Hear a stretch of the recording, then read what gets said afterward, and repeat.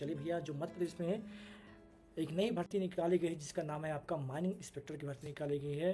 ठीक है, और इसमें कह सकते हैं तो मतलब कैसे ओवरऑल सभी लोग फॉर्म भर सकते हैं। ठीक है, तो क्या क्वालिफिकेशन रहेगी, क्या एज है, ठीक है, सारी चर्चा हम लोग करते हैं और आपको बता रखिएगा।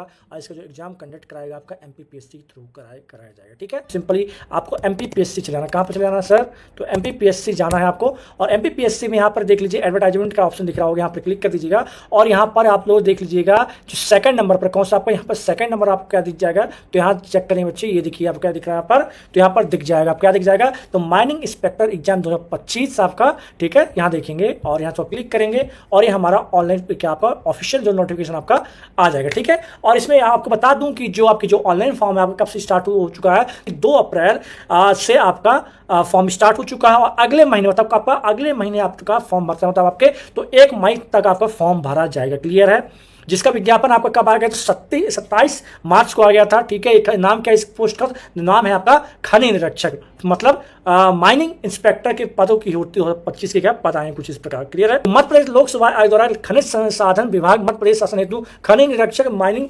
इंस्पेक्टर के पदों की पूर्ति होती आवेदन पत्र आमंत्रित किए जाते हैं, जो कि आवेदन पत्र केवल ऑनलाइन स्वीकार किए जाएंगे। जो दिनांक कितनी आपकी 2/5/2025 से 1/6/2025 दोपहर 12 बजे तक रहेगा। और ये आप लोग कहाँ से भर सकते हैं, तो एमपीपीएससी की साइट आपको दी गई, वहां से भर सकते हैं। और साथ ही साथ आपको बता जो आयु गणना की गई आपकी 1 जनवरी 2026 से की गई। कब की गई तो आयु गणना, तो 1 जनवरी 2026 से की गई है और आपकी आयु गणना आपकी 10वीं मार्कशीट के अकॉर्डिंग रहने वाली। क्लियर, यहाँ पर सबसे पहले हम आते हैं पात्रता पे। सर किसका आप थे, तो पात्रता क्या होनी चाहिए इसमें, तो पात्रता आपकी क्या है, तो यहाँ देखेंगे, तो यहाँ पात्रता देख लीजिए, किसी मान्यता प्राप्त विद्यालय से भूगर्भ विज्ञान के साथ, किसमें आपका भूगर्भ यानी क्या होता है आपका जियोलॉजी, क्या आपका जियोलॉजी विज्ञान के साथ, विज्ञान में स्नातक अगर आपने क्या ग्रेजुएट हुए हैं आप किससे, जियोलॉजी के साथ, ठीक है, विज्ञान में, तो आप लोग इसमें फॉर्म भर पाएंगे। अथवा या ये तो अलग से एक क्वालिफिकेशन नहीं हो गई, दूसरा है आपका कि मान्यता प्राप्त संस्था से माइनिंग इंजीनियरिंग में कोई भी डिप्लोमा आपके पास हो तो चल जाएगा। क्लियर, पहला क्या है आपका, तो पहला अगर आपका जियोलॉजी आपके इसमें था जब आपने ग्रेजुएशन किया था आपने, ठीक है, जब स्नातक कर रहे थे आप लोग कॉलेज में थे, अगर आपके पास जियोलॉजी था, ठीक है, भू विज्ञान, इसे क्या कहा जाता है, भूगर्भ को क्या भू विज्ञान कहा जाता है, अगर आपके पास था तो आप लोग इसमें फॉर्म डाल पाएंगे। क्लियर बच्चे, चलिए तो ये रास्ता से पहले याद रखिएगा। और या फिर अगर आपके पास जियोलॉजी नहीं था, अब मान लीजिए आपने इंजीनियरिंग की, और भी किससे इंजीनियरिंग की, आपके इंजीनियरिंग किया हो किसी मान्यता प्राप्त से, कोई भी डिप्लोमा जो कि आपको किसमें माइनिंग इंजीनियर में आपके पास कोई डिप्लोमा हो तो वो भी चल जाएगा। क्लियर बच्चे, ओके, कितनी क्या पोस्ट है उसके बाद चर्चा कर लेते हैं। तो ये आपकी कुछ पोस्ट याद रखिए, क्या है कुछ इस प्रकार की आपकी क्या भाग बी में आते हैं। पद का नाम क्या है आपका, थोड़ा यहाँ देखिए, पद का नाम क्या है आपका, तो खनिज निरीक्षक मतलब माइनिंग इंस्पेक्टर, क्या आपका माइनिंग इंस्पेक्टर है। यहाँ पर 87% और 13 मतलब मुख्य भाग और प्रारंभिक भाग दिया गया 87, मतलब टोटल आप जो पोस्ट की बात की जाए तो कितनी टोटल पोस्ट है, 13 पोस्ट है। कितनी आपकी, तो 13 पोस्ट है। और आपको बता दूं कि 13 पोस्ट में से एक पोस्ट आपकी कहा तो 13% चलेगी, बाकी 12 पोस्ट आपके मुख्य भाग में है। क्लियर है, चलिए इसकी जो आपको कह सकते हैं यूआर में 3 पोस्ट है, एससी में 2 पोस्ट हैं, एसटी में 2 पोस्ट हैं आपके, और ओबीसी में 2 पोस्ट हैं। कितनी आपकी 2 पोस्ट हैं, और ईडब्ल्यूएस में 3 पोस्ट है। टोटल मिला के बात कही जाए तो आपकी यहाँ पर 13 पोस्ट आपको दी गई हैं। क्लियर है बच्चे, याद रखिएगा रिक्तियों में से मध्य प्रदेश की मूल निवासी जो मध्य प्रदेश जो मूल निवासी महिलाएं हैं अभ्यर्थी होती आरक्षित पद दिए गए हैं, क्या मतलब उनके लिए रिजर्व पद दिए गए हैं। तो यूआर में 1 है, एससी में 1 है, एसटी में 1 है, ओबीसी में 1 है, और ईडब्ल्यू से 1 पोस्ट मतलब 5 पोस्ट अलग से क्या की गई है, तो आरक्षित की गई है, क्या रिजर्व की गई, क्या की गई है, रिजर्व की गई, जिस पर किसी का हक नहीं है, सिर्फ लड़कियों का है। क्लियर बच्चे,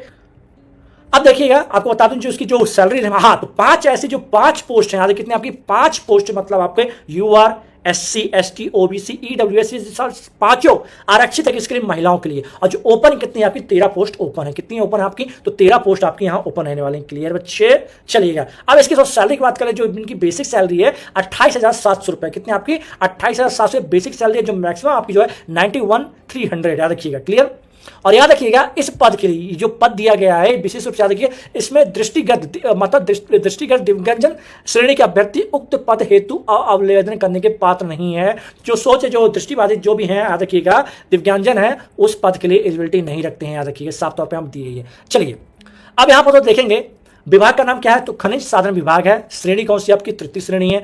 पद का क्या है, पद कैसे, तो परमानेंट है, कैसे आपका, तो आपकी स्थायी जॉब रहने वाली। क्लियर है, और आपकी सैलरी यहाँ दी गई है। काम क्या रहेगा, काम यहाँ पर दिया गया है कि खनिज रियायतों के आवेदनों पर प्रारंभिक जांच करना, ठीक है, ठीक ना। चलिए रोकथाम करने सब चीजें हैं। और पद का नाम क्या है आपका, तो खनिज निरीक्षक है और साथ ही साथ माइनिंग इंस्पेक्टर है। क्लियर बच्चे, बहुत बढ़िया। और ऑलरेडी बता चुका हूं कि जियोलॉजी आपके होने साथ, अगर आपने ग्रेजुएशन किया है तो जियोलॉजी होना कंपलसरी आपके उसमें होना। क्लियर।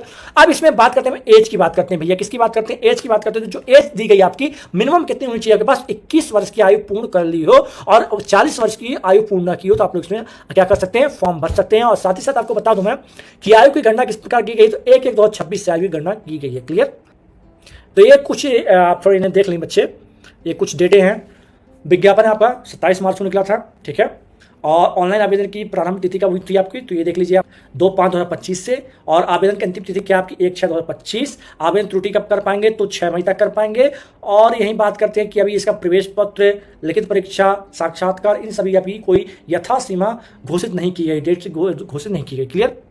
और याद रखिएगा इसमें आपको एज रिलेशन में मिल जाएगा, ठीक है। चलिए सो इससे बस इसमें जो फीस रहने वाली है साहब कितनी रहने वाली है, तो जो परीक्षा शुल्क याद रखिएगा, तो परीक्षा शुल्क जो रहे, जो मध्य प्रदेश के मूल निवासी अनुसूचित जाति जनजाति अन्य पिछड़ा वर्ग के लिए 250 रुपये रहने वाली है। वहीं से सभी श्रेणी तथा मध्य प्रदेश के बाहर के निवासियों के लिए 500 रुपये रहने वाली है। कितने रुपये रहने वाली है, तो 500 रुपये वाले में मतलब इसका मतलब यह है कि अदर स्टेट के भी इसमें फॉर्म डाल सकते हैं इस भर्ती में। क्लियर। आगे देखेंगे भैया, तो ये है आपका क्या है, परीक्षा योजना एवं पाठ्यक्रम यथाशीघ्र आयोग की वेबसाइट पर जारी किया जाएगा। देखिए जो परीक्षा जो सिलेबस है और इसका जो अभी सिलेबस जारी नहीं किया गया है, बहुत जल्दी इसका सिलेबस जारी किया जाएगा। क्लियर बच्चों। लेकिन इसके लिए मैं एक काम करूंगा, अलग से आपकी वीडियो बना दूंगा और इसमें आपको सिलेबस की क्या क्या सिलेबस रहता है, उसमें तमाम चीज़ें की जानकारी मैं आपको प्रोवाइड करा दूंगा। क्लियर है। चलिए, तो आशा करता हूँ तमाम चीज़ें आपको क्लियर हो चुकी होगी। और अगर आप लोग एलिजिबिलिटी रखते हैं तो फॉर्म भर लीजिएगा, अगर नहीं रखते तो अपने साथियों दोस्तों तक जरूर शेयर करिए, जिससे लोग फॉर्म भरने के काफ़ी कम पोस्ट है, काफ़ी सालों बाद देखने मिलते हैं ऐसी पोस्ट। क्लियर।